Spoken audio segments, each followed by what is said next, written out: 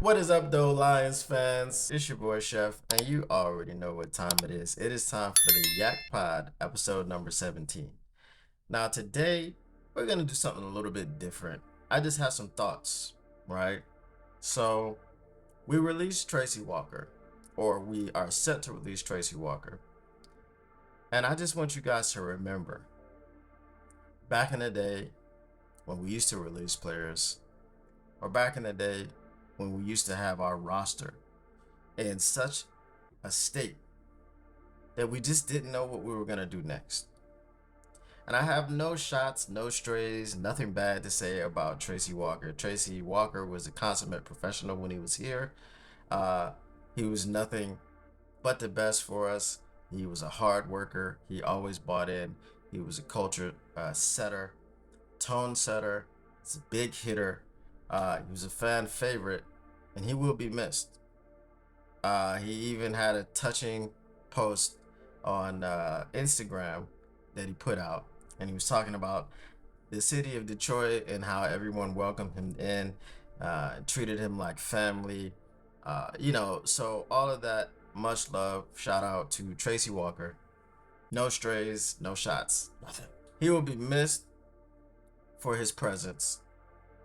He will be missed as a player on the field, on the team. But I think we all knew that the writing was on the wall. He was benched for, I believe, the last 4 games of the season. He didn't play, and that was okay. When Ife Melifonwu came back, we saw that Aaron Glenn was able to kind of get into his scheme the way that he wanted to get into it. Before, there was less blitzing, there was less aggressiveness. Maybe that scheme just didn't fit Tracy Walker, and that's fine. That's not an issue. But with the release of a player who recently got a contract extension, we are actually in a good place.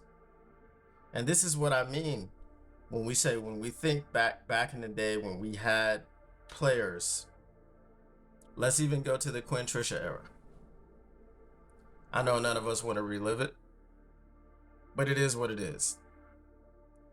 And they were handing out silly contracts to people like Jamie Collins and Trey Flowers.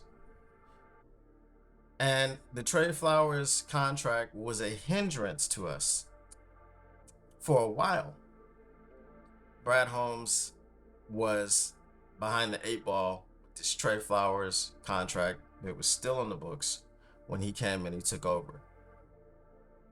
So he had to be very meticulous, very intentional on how he meted out contracts, how the contracts were formed. And as I've said before, that Mike Disner was a very large part of how they got these things done. But this is a player who's coming off the books and is actually saving us money. Right? He's not putting us in cap hell.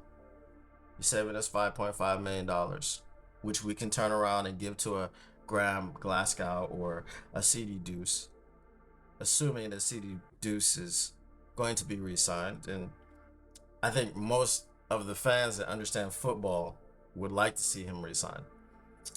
Most of the fans that are just emotional about things would not like to see him re-sign. So the ones that know about football and understand the situation, yes, we want him to be re-signed. So now you've got that $5.5 million. And CD Deuce is not going to, as they say, break the bank. I don't see how he could possibly break the bank when he came in on a 1-year prove-it deal, and then he got hurt, got injured. He was out for basically the season. Second game of the season, torn pectoral in the first quarter, played the rest of the game, with a torn pectoral muscle, and it was out into the playoffs. Didn't play anymore in the regular season. Didn't play particularly well in the NFC Championship game. And I know people are killing him because of the antics. He was waving to the fans. He chest bumped Debo and Debo flopped, and that was a penalty. But again, as I will say to you, we scored on that drive. Malcolm Rodriguez got that interception. He had a nice little return. Wasn't a pick six, but it was a nice return. Okay. So we wiped out the return and we put 7 on the board. No harm, no foul. You're waving to the fans at 21-7. I mean, everyone feels like the game's over, right? You're shocking them. You're punching them in the mouth in their own home stadium. No harm, no foul. We lost. Everybody lost that game. And CD Deuce didn't lose that game. Or if you want to call him CJ Gardner-Johnson, he didn't lose that game. He didn't drop those passes, right? He was part of the defense that gave up the 27 unanswered points. He didn't drop the passes on 4th down or 4th down and 3rd down, which set us up into a 4th down where we had to go for it. He didn't put us in those positions. So as far as bringing CD Deuce back, yes, please do that.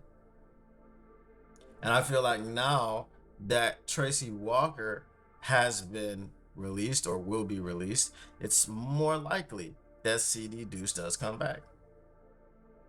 Because Tracy Walker was a safety. And Tracy Walker was a depth piece. At the end of his time here, he was a depth piece. He didn't play in the last 4 weeks, but had someone gone down, Tracy Walker would have been inserted into the lineup. And he was a guy that had lots of starting level experience. He was a starter in this league for a while. And he wasn't a starter just because he was all we had. He was actually pretty good. But this is now the state of the Lions, where we can let go of a player who's actually pretty good, and we have answers already on the roster. How good does that feel?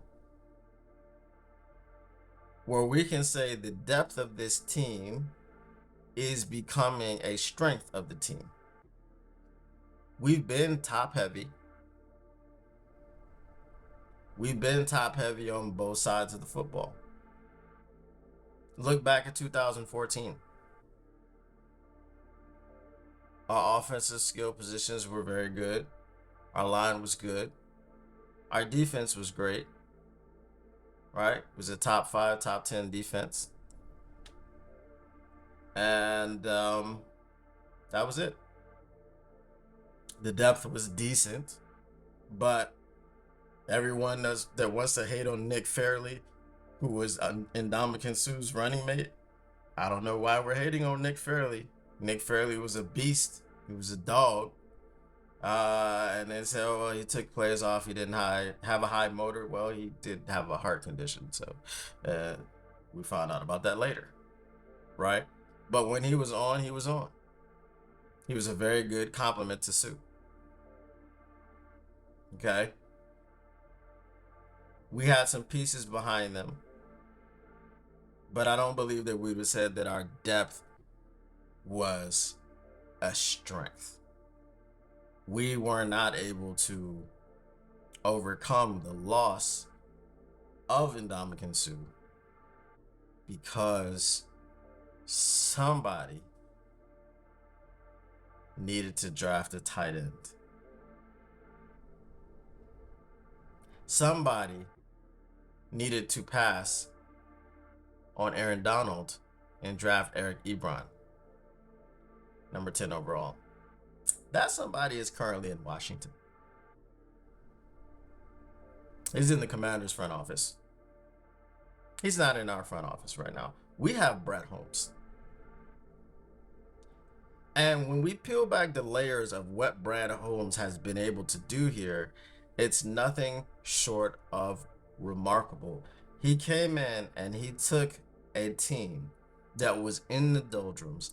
We would even say that that team wasn't even a professional football roster. He came in, the cover was bare. Even Matthew Stafford wanted out of town. And then when we brought in Jared Goff, who were his weapons? the Tyrell Crosbys of the world. I don't even remember the receivers that we had on the team at that time.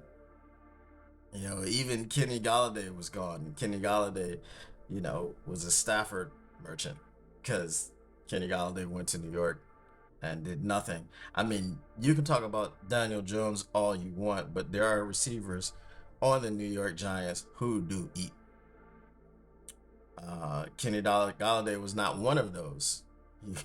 He definitely did drink, as the report said he showed up to a training camp practice drunk. But we didn't have anybody.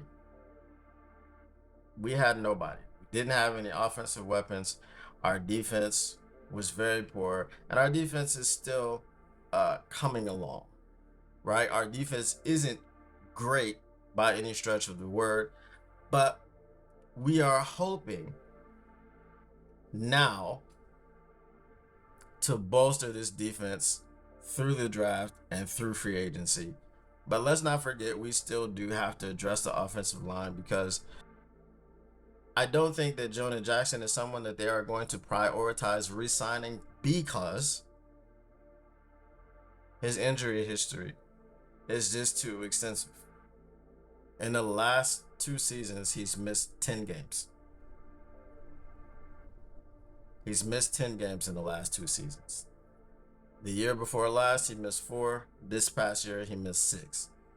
Now, I'm not a mathematician, but 6 is greater than 4. It's not that he missed 6 the year before last, and then last year he missed 4. It's not that it's going down, it's going up. And the big thing is that he missed the NFC Championship game. Now, that probably served to actually get him out of Detroit, because he missed the NFC Championship game, and we hit him for like 150 yards rushing in the first half. So it's like, you want a bag and your health is a problem? I don't see how you are coming back. Just don't see how you are. So we still have to address the offensive line. If we've been looking at the mock drafts, man, the mock drafts are all over the place. Not in position, but in just the names. You know, the positions that I've seen mocked are the ones that we need: edge, corner, offensive guard. That's what we're seeing: edge, corner, offensive guard. I'm not really seeing any defensive tackles mocked to us at the 29th pick. And I'm guessing it's just not a deep defensive tackle draft. And we're not going to find a difference maker in that position over what we would find in other positions at 29. But we all know Brad Holmes. Brad Holmes cooks. The draft is his kitchen. And now we've got money. So hopefully free agency is also his kitchen as well. I mean, he has made solid signings with not very much money. No, say what you will about Cam Sutton, but Cam Sutton, and I will keep saying all the time, was playing well. He was playing decently enough in the first 12, 13 games of the season. I'll say first 12 games of the season. Okay? Then he had that turf toe injury, and then we know what happened. His play slipped. He looked like he was plotting. It just looked like he was putting his foot up and putting it down. There was no fluidity in the motion. He looked a step or two slow at times. And then you were just like, why is Cam Sutton out there on an island? He's terrible. But he was terrible because his movement was restricted by that turf toe injury. But without the turf toe, we didn't really have a lot to complain about with Cam Sutton. There were a few times where he may have given up a catch that you thought he shouldn't have given up here and there, but there was no major gripe about Cam Sutton in the first 10, 12 games of the season. He signed Emmanuel Mosley, which, had it worked out, it would have been a great signing. For cheap, it would have been a great signing. He signed CJGJ, which again was injured. Now CJGJ does have a bit of an extensive, history of injuries. I mean, he did only play 12 games the year before he came here, and he led the league in interceptions in 12 games. And he missed 5 of them things, right? 5 regular season games, and he led the league in interceptions. So that's where we're at right now, man. We're in a situation where we can let good to decent players go, and we can be confident in what we have backing them up, and we can be confident in our GM